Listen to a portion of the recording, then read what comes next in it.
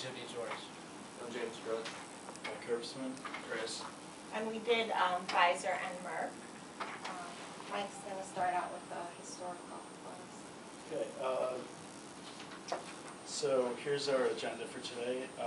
First I'll go over, as she said, the historical perspectives. Then James will discuss the accounting principles. Chris will go through his many financial ratios. Andrew will do the horizontal analysis, and Jimmy will go through the vertical analysis. So since the 1970s, big pharmaceutical companies have really depended on the blockbuster drug model. Blockbuster drugs, currently defined by annual sales of greater than $1 billion, account for about half of big pharma sales and nearly all of their profit. For over 30 years now, equity analysts and business reporters have really been proclaiming the end of the blockbuster drug era, continually stating that the model is unsustainable. Each time a wave of drugs ends, a new one comes in and basically replaces the old ones and proves the analysts wrong. Over the last few years especially, industry experts have repeatedly said that the prediction would finally come true. As the latest generation, including Lipitor, Plavix, Nexium, Crestor, is lost or is losing patent protection, the analysts were again wrong. Big Pharma continues to thrive on the blockbuster model, and as the old drugs expire, they continue to gain new blockbusters through both their own research and development and through, in the case of companies like Pfizer, through major mergers and acquisitions. So in 1849, Charles Pfizer borrowed $2,500 from his father to buy a red brick factory in Brooklyn and start the first run of an antiparasitic syrup to treat intestinal worms. 150 years later, Pfizer would become the largest pharmaceutical company in the world. Pfizer's early history is pretty uneventful until the 1928, when Alexander Fleming discovered the powerful curative nature of penicillin, and in the 1940s, researchers at Pfizer became the first to effectively mass-produce the antibiotic. From this time to the late 80s, Pfizer grew from a relatively small drug company to a top 15 manufacturer. Then in the 1990s, Pfizer went on an unprecedented development streak, beginning with diflucan to treat AIDS-related infections, then Zoloft, which helped them break into the highly lucrative depression market previously dominated by Eli Lilly's Prozac. Then they came up with Zithromax, a synthetic antibiotic, and Norvasc for high blood pressure, and finally Viagra, which would become the best-selling drug of all time until Lipitor hit the market a few years later. Since 2000, Pfizer has participated in a number of major mergers and acquisitions. First, they engulfed a major rival by merging with Warner Lambert in 2000 for $116 billion, gaining in that deal rights to Lipitor. Then in 2002, Pfizer purchased Swedish manufacturer Pharmacia for $60 billion, gaining Celebrex. In 2009, they bought Wyeth, and in 2010, they purchased King Pharmaceuticals. Recently, just in the last few months and over the next couple of years, most of Pfizer's major mega blockbusters have or will go off patent. Patent protection on Lipitor just ended in November 2011, a few months ago, and Geodin, Celebrex, and Detrol are all losing protection soon. However, with hundreds of diversified drugs on sale worldwide, more than 90 drugs in development, including some with lucrative potential, sales increasing exponentially in emerging healthcare markets, and 2 new blockbusters acquired in the Wyeth acquisition, Pfizer remains in excellent shape. Alright, Merck's history goes even further back. Goes all the way back to the Holy Roman Empire, where while Leopold I was consolidating Habsburg power in the Germanic states in 1688, Friedrich Jacob Merck purchased an apothecary in Darmstadt, Germany. More than 2 centuries later, his descendant George Merck took the business to New York, and then in 1917, In accordance with U.S. wartime policy during World War I, the U.S. government actually confiscated the German-owned company. It was then reestablished as a U.S.-based company entirely separate from its German partner.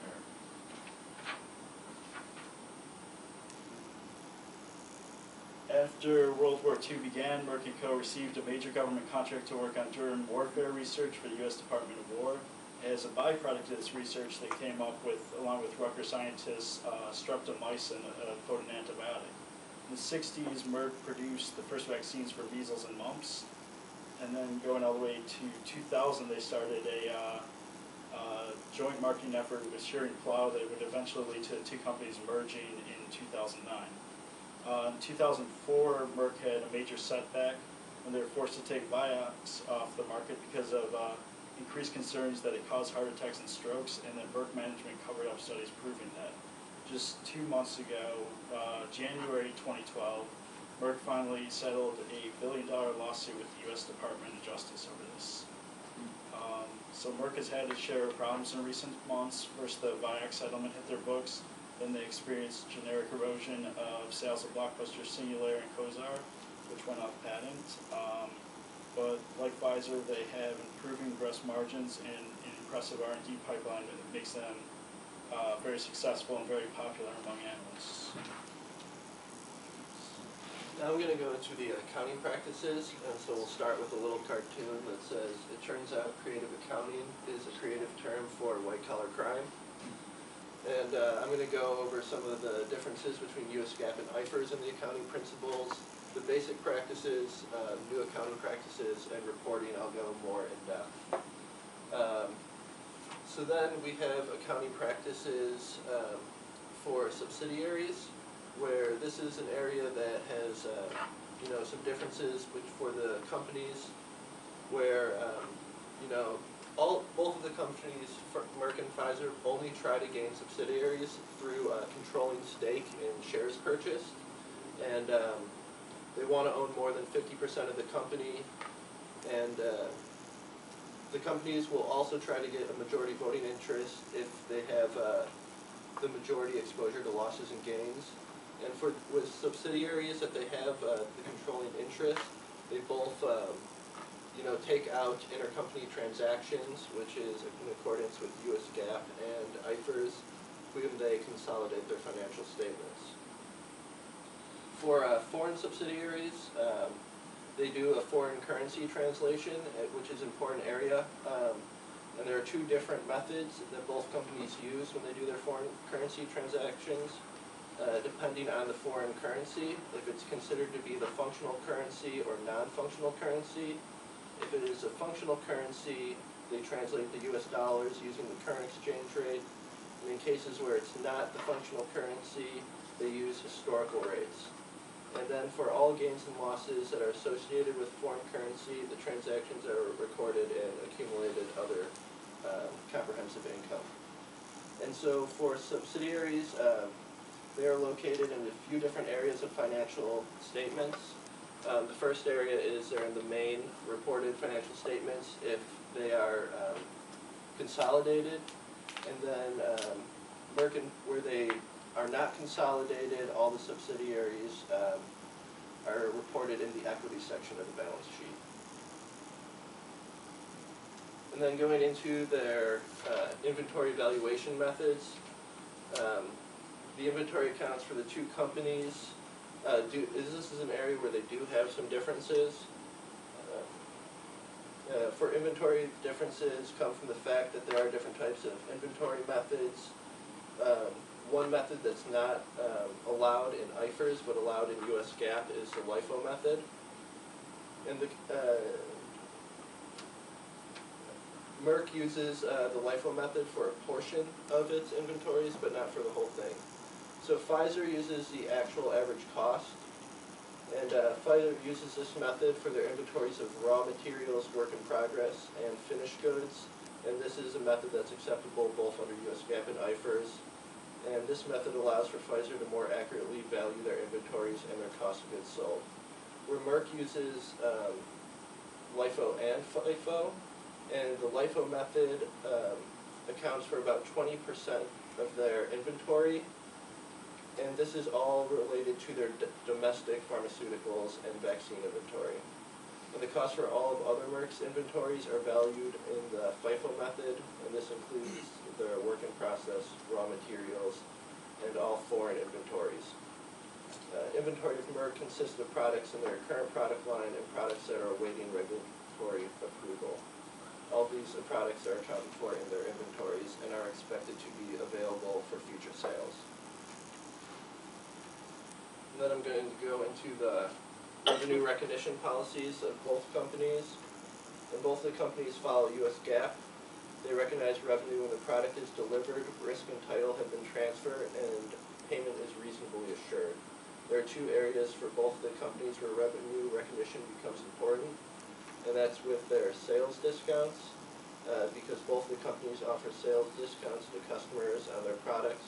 The accounting for most sales discounts is the same for the two companies, but Pfizer discloses more information in their notes. They offer chargebacks for sales to distributor, and the sales are generally made with a limited right to return. For Pfizer, since they disclose much more information in this section, you can see a few different policies that Merck doesn't report. Some of the information they report on chargebacks for Medicare and Medicaid, also for rebates that are given to foreign countries that do contractual obligations or with legislative mandates. And then the last area for revenue recognition is with government stockpiles, and these are U.S. government stockpiles. Both companies recognize the revenue when supplying the government stockpile in accordance with the SEC Interpretation Commission guidance regarding accounting for sales of vaccines and bioterror countermeasures to the federal government. Following this interpretation, neither company recognizes any revenue until risk of ownership is transferred to the U.S. government.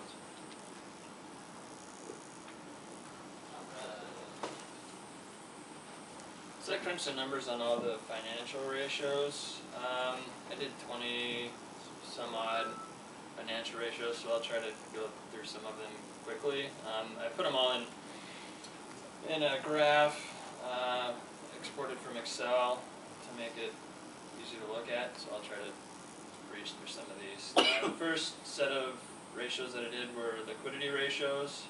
I'm not going to explain what those are. We have pretty much all know what they are.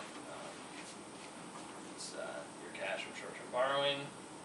The first liquidity ratio I did was current ratio. It's the assets divided by the liabilities. Overall, Pfizer's in blue, so they've doing 5 years from 06 to 2010. All but 1 year they had a higher ratio than Merck. So being able to pay off their debts from year to year, they have not as much as a problem as Merck would, but they're both over 1, so Merck's not going to have a problem paying off their debts either. It's just maybe in 06 or 07 they might have had a little bit of difficulty, but they've both gone up in the last few years. The quick ratio, it's a quick assets divided by current liabilities. In this one, Pfizer every year had a higher ratio than Merck. So this measures the ability of a company to use its cash to take care of its liabilities. It's pretty self-explanatory. And then the cash ratio is the cash and your short-term inventories over your current liabilities. And that looks at the most liquid short-term assets of a company.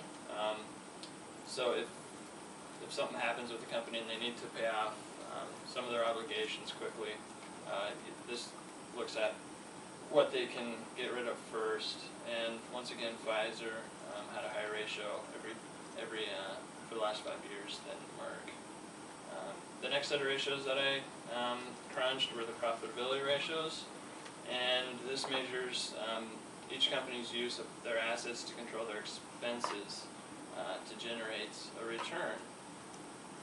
The first one was return on sales, the operating profit margin, and it's also known as, and that's your income over your sales.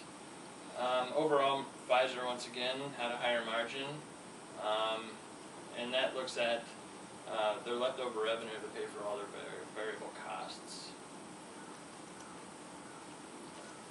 The next ratio is the net profit margin, that's income over sales. This one showed mixed results, and that measures how much out of every dollar of sales a company actually keeps in earnings. The return on equity is the income over stockholders' equity. This one again had mixed results. Merck did have a lot higher percentage in '08. Some of this will be explained later on, why they did better. The return on assets, net income over total assets. This tells how effective management is at using their assets to generate earnings. That one had mixed results. The next set of ratios was their long-term solvency, and that measures the company's ability to meet their long-term debt obligations. First one, debt to equity, total debt over shareholders' equity. This one, Merck started doing better the last couple of years, and that indicates what portion of equity and debt the company is using to finance its assets. A lower percentage means that a company is using less leverage and has a stronger equity position. Debt to capital, once again, Merck did do a little bit better over the last couple of years with their debt. Interest coverage, earnings for interest and taxes over your interest expense. It determines how easily a company can pay interest on other outstanding debt. The lower the ratio, the more the company is burdened by their debt expense. These are the fun ones. Market and cash flow ratios. The market ratios measure investor response to owning a company's stock, and then the cash flow is a measure of how well current liabilities are covered by the cash flow generated from a company's operations. Your EPS is your net income over the average number of outstanding shares, the shares that shareholders own. And this had mixed results. Your PE ratio, your market price per share over your earnings per share. The market price per share, I just used an average of what the share price was for each year. It would have been really difficult if I were to do it day by day. And then the higher PE ratio means that investors are paying more for each unit of net income. The reason Merck jumped way up in 2010 was that they had a lot of operating expenses. I think it was from R&D, research and development that year. That's why they had a huge spike. But overall, they were pretty similar for the last 4 years before that. They had that spike in 2010 for the payout ratio as well. Yeah, for this one as well.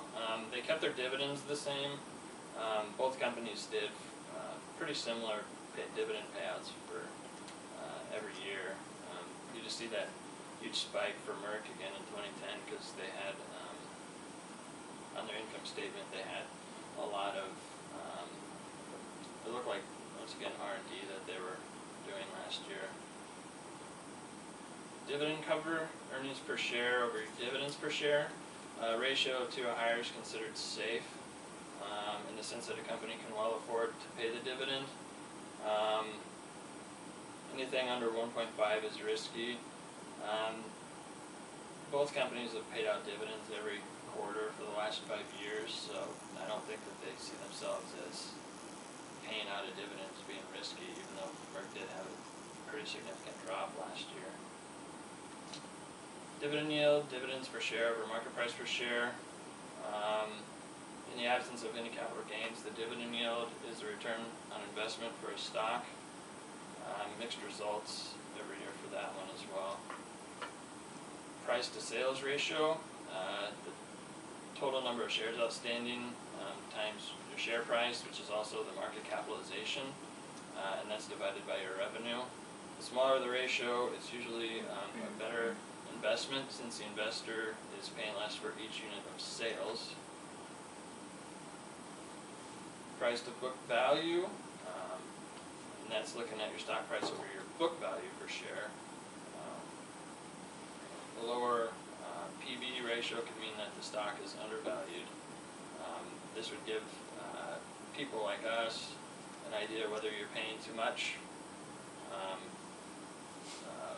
somebody that wants to actually take over a company. I don't think anybody could at this point buy out Pfizer or Merck if they were to go bankrupt, but at least nobody in this class, I don't think.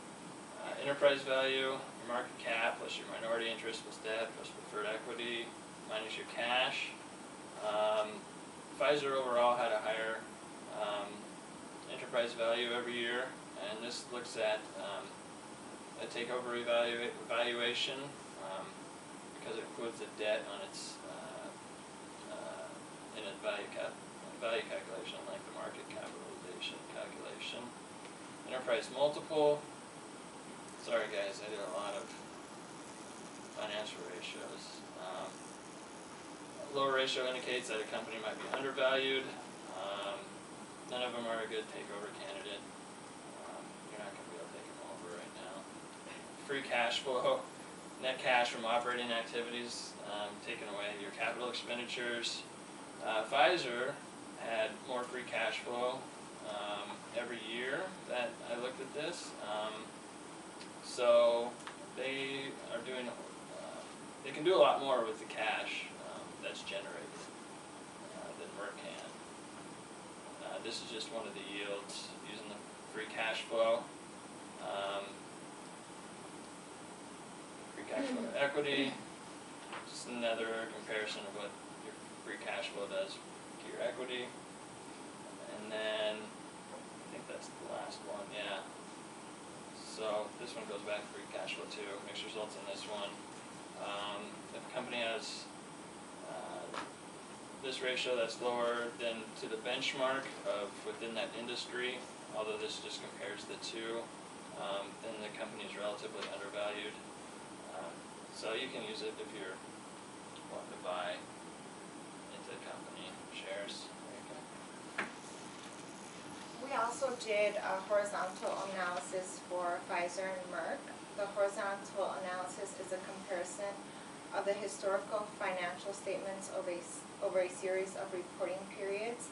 We used the year-to-year period, and we did 5 years from 2006 to 2010, and we compared the percentage changes in the individual categories from the balance sheet and income statement. The dollar amount in each succeeding period are expressed in a percentage of the base year dollar amount, with the base year amount being listed as 100%. The income statement, this is shows the revenue, the cost of revenue and gross profit, and I put it in a chart so you could see side by side the amounts from 2006 to 2010, and you could see that the revenue for Pfizer is high, and the cost to earn this revenue are a lot lower, and they have high profits. Now, if we look at the horizontal analysis on the revenue cost of revenue and gross profit, you'll see that the costs are increasing more than the revenue is increasing. So they're incurring a lot of expenses in order to increase their revenue, and the profit is remaining. There's not much changes except for 2010. Also, I compared the different operating expenses. This shows the operating expenses, the amounts from 2006 to 2010. You could see that their sales, general, and administrative expenses are pretty high, and their research development remains, there's not much fluctuation, it's pretty stable, and as well as their restructuring and other operating expenses during that time have been increasing. Now this is a comparison we did for horizontal analysis, and it shows that the restructuring, merger and acquisition costs have increased substantially. Pfizer did acquire quite a few companies in 2006. They acquired Word, and that's the reason for these increased restructuring costs. But the other expenses remain pretty much stable. This is the analysis of the balance sheet, and I'm going to highlight some areas. Cash decreased by 5% from the 2006 amount. The accounts receivable has been increased since 2009 and 2010. It was much higher, and it could be due to increase in sales. Inventories, there were various throughout the 5-year period, but they were 37% higher than in 2006. Assets held for sale, they significantly increased since 2006. There were 9 times the 2006 amount, and it's reflective of the assets that are pending disposition. Current assets increased since 2009 and 2010 and were 28.8% higher than 2006. Long-term investments and loan were 2.5 times higher than 2006. Goodwill, it was double the amount of for 2010. For 2009 and for 2010, it was double the amount due to the different acquisitions they made. And total assets in 2009 and 2010 were 69.8% of the 2006 amount. For the liabilities and stockholders' equity, short-term borrowing has been increasing and was 2.3 times the 2006 amount. Accounts payables for 2010 was almost double the amount in 2006, which can indicate increase in purchase from suppliers, which is as a result of the increase in revenues. Current liabilities were 33.8% higher than 2006. Long-term debt increased in 2009 and 2010 and were 7 times the 2006 amount. Non-current liabilities increased in 2009 and 2010. Total liabilities increased and were 2.4 times the 2006 amount.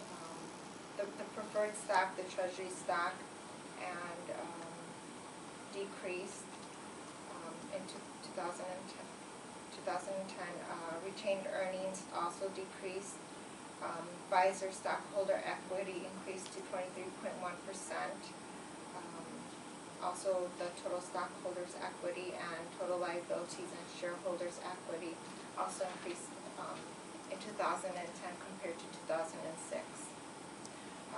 The horizontal analysis of the income statement for Merck, this shows the dollar amount for the revenues, cost of revenues, and gross profits that I took off the financial statements just to compare it.